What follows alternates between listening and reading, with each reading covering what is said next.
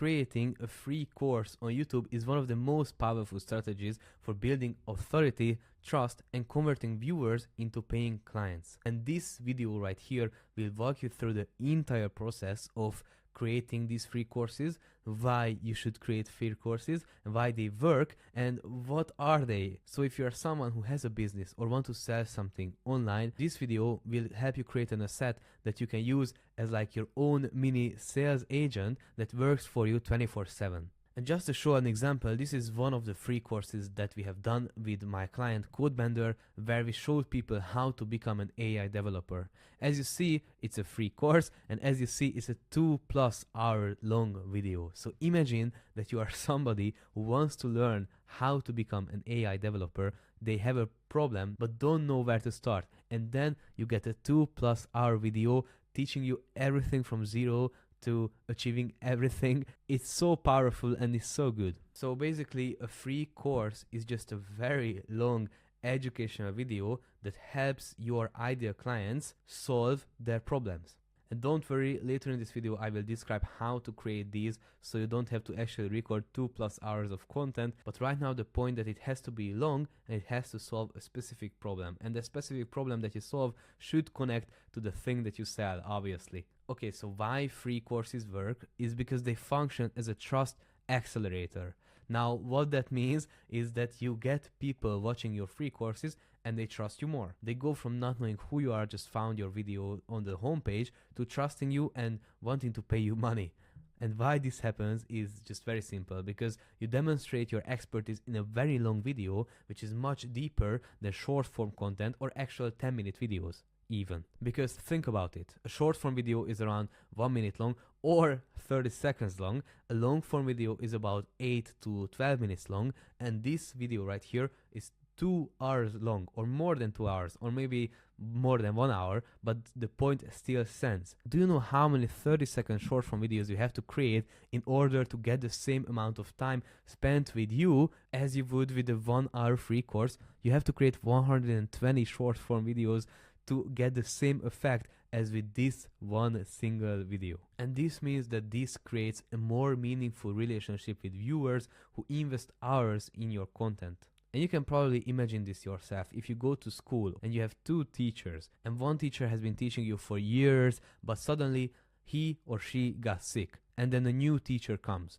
How often do you trust that teacher who just teaches you at once compared to the teacher who has been teaching you for years and years and you know him? Because if we learn from others, we start to trust them. And the more we learn from somebody and it actually brings value to our life, so we make things better, so we have solved our problems, we have solutions for problems that we haven't known before because of that one teacher, then now we are trusting them more. And now we are loving them more. And now we want more from them because they have been helping us on our own journey. And these videos are perfect for providing massive value. And the best part is that you do this upfront before asking for any purchases. So you give them free 2 hours of content before asking them to buy from you. And now compare this to others who run Instagram ads or Facebook ads and their customers only see them for 7 seconds or 5 seconds before they skip the ad. They don't even pay attention to them and they pay money for that.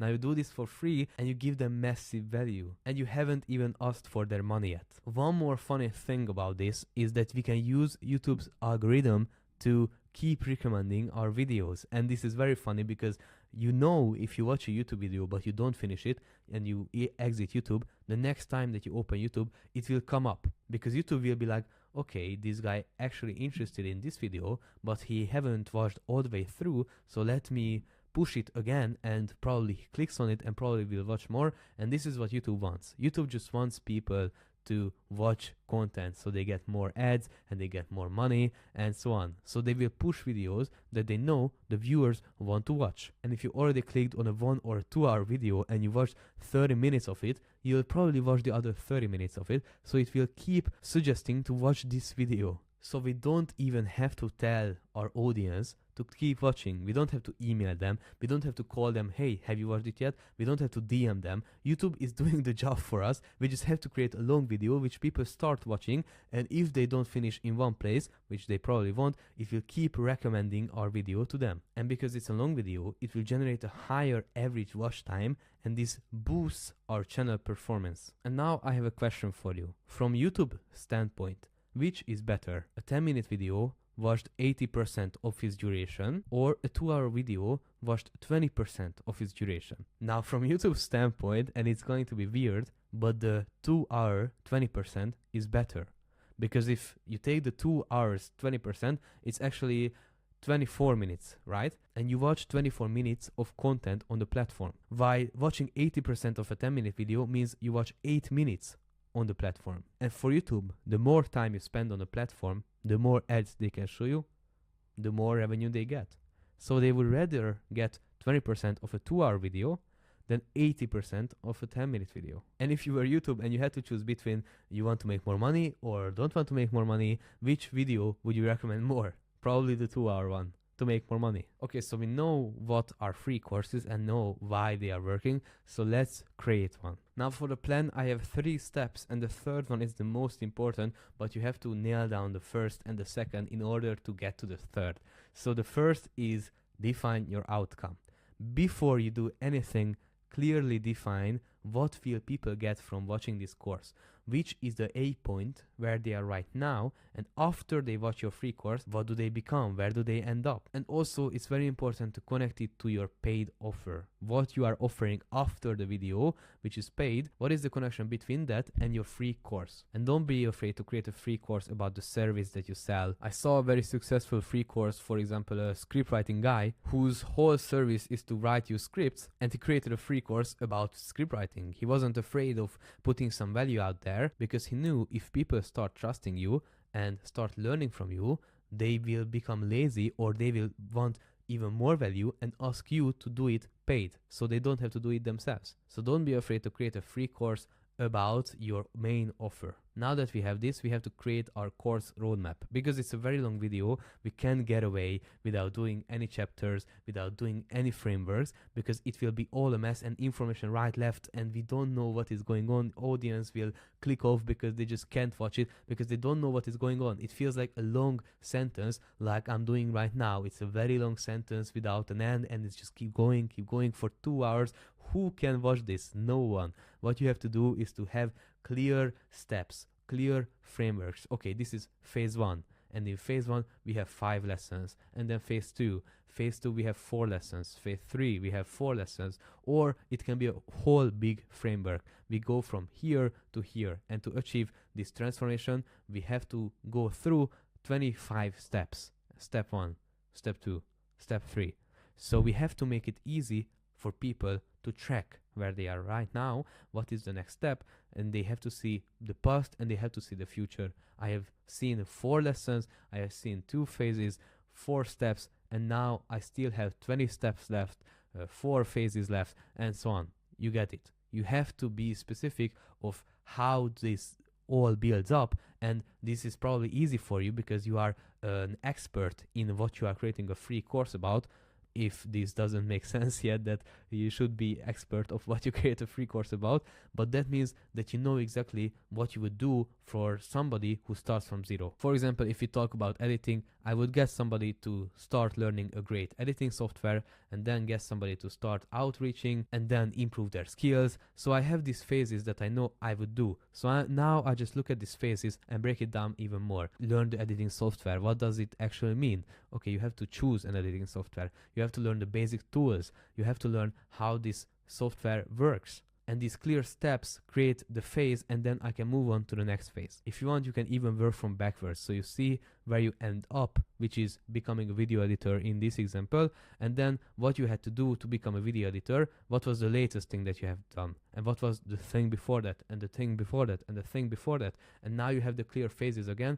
You just didn't go from the start to finish, but from finish to start and working backwards. But again, you can choose this. It just have to be a clear path from going to A to B. And this is where the actual step 3 shines, because we don't want to create 2+ hour recording. We don't want to do that, of course. And if you are a creator already, this is perfect for you because you can take a look at your current YouTube channel. Take a look at your videos, take a look at the solutions that you have provided, take a look at the problems that you solved, and then see how they fit into these phases, how they fit into this roadmap. And now you don't have to re-record those videos. You can just cut them in. You can use your current content to create this long hour video, which will become actually the easiest video that you have ever done, but the longest at the same time, which is awesome because you just take your existing content and just turn it into one big video. Now, this doesn't mean that we don't have to record anything. And this is what you have to do in the production. You have to record a compelling new intro. And this is very important. You have to have an intro that hooks the people in, that tells what this free course is about, that shows that you are an expert. And if you get all of these points right and you have a great intro, then you can start adding videos. So in our editing example, I will have the intro and then I will have the phase 1 of learning the software and the lesson 1 choosing the right software, and I will go on my YouTube channel, see if I have a video about that. Oh nice, I have a video about that, and I can plug that there in. Of course, when you add an existing video from your channel, you should remove that video's intros because you already recorded a new one. It would just really be a messy if they just saw an intro and then they see one again and then they see an outro and the new video starts, they see the intro and outro. So you just remove the intro, remove the outro from the pre-existing content, and you just create a new hook for the whole video. But I'm going to be honest, it's not enough to create hooks and to create intros. You have to have transition segments. So for example, you have 3 phases and 5 lessons. After each lesson, if the flow is right, you really don't have to record a transition segment where you talk about, okay, we learned this and this is what we'll learn next. But between phases, phase 1 and phase 2 and phase 3 and phase 4, you should have small transition segments that you tell, okay, we just learned this and now this is what's next. And this gives your viewers a good visualization of, okay, I learned this and now this is the next step, this is what we learn about, and this is why it's important. So if you are talking about recording, you have to record the intro and you have to record transition segments and an outro as well. So if you're talking about what do you have to actually record, it's an intro, transition segments, and an outro. 3 things that you have to record, and if you have them, you just have to fill the rest of the content with your pre-existing videos. But to actually make this work and make it easy, you have to create a visual roadmap that shows the phases, that shows the lessons, so people can see and track where they are right now. Create one big picture of all the phases and all the lessons, and then zoom into it. When you are done with lesson 1, it should go from lesson 1 to lesson 2. It should be very easily noticeable that you are watching now lesson 2. And now you finish lesson 2 and now you're watching lesson 3. So you can do that with highlighting, you can do that with revealing text, you can do it anyway. You have to be creative here, but just have a visual roadmap where people can see everything and then they can see when they are going from lesson 1 to lesson 2, from lesson 2 to lesson 3. And we are doing all of this effort to get more leads and get more people for our paid stuff. So we have to add call to action segments between some of the phases, or when you feel like best, you can add a call to action segment so people will check out your stuff. I would add one at the first 20% of the video. So after phase 1 lesson 2 or phase 1 lesson 1 even, because a lot more people watch to that point. At the end of your 2-hour course, not a lot of people will keep watching. So if you put a CTA at the 2-hour 50-minute mark, even if your video has 60k views, I'm going to tell you honestly, not 60k people saw your call to action, probably around 5k max. So you should have a call to action early, but also don't put too many call to actions because it will just ruin the course. Now, of course, using pre-existing videos is awesome and it's something that saves us a ton of time, and we don't have to actually record new things other than just the intro, transitions and outro, but we still have to worry about these pre-existing videos because you may have different visual quality, you may have different audio quality and audio levels. So one video may be very loud and the other video may be very silent. So you have to care about the editing and you have to actually match everything together. Number 1 thing is the audio, and the visual is not so important, but if you have the audio right, it's okay. And if you want to go the extra mile, you should look at the footage as well. Try to match the colors to each other so it feels like it's a new recording. And again, as I said, just remove everything from the pre-existing videos that is not included in the free course. So if you have dated references, or you have intros and outros, or sponsor is a very important one, outdated information, you have to cut it out so this whole course feels like a seamless experience, feels like it's intended to be here. If they watch 10 intros and 10 outros in 2 hours, they will just go mad. They will just like, oh, you just re-uploaded your videos.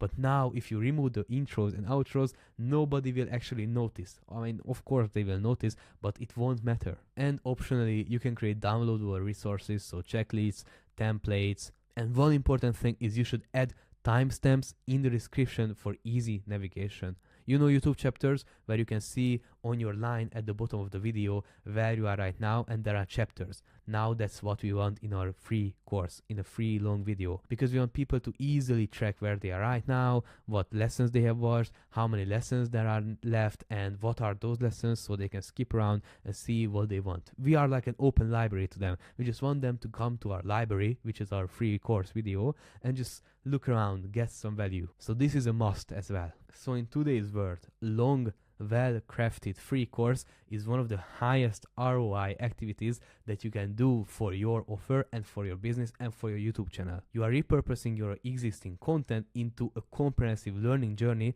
and you create an asset that continues generating trust, authority, and conversions for years to come. Remember that your free course should deliver a ton of value while naturally leading viewers towards your paid solution. So when you are done this correctly, viewers should finish your free course thinking like, okay, if this guy's free content is this good, I can only imagine how valuable the paid offering must be. And I'm taking my own advice here, but if you want your own free course but want help with it because you want somebody to look at your pre-existing content, want somebody to figure out the phases and the lesson that we can do, and do the right call to action so it actually leads to money, then just look at the first link in the description, book a call, and let's talk about your situation and see how we can create a free course for you that will probably change how your YouTube channel is currently going. So thank you for watching my free course for free courses, and if you want to see how I potentially added millions of dollars to Dropbox revenue with one YouTube video, then just click on the screen right now and watch that video.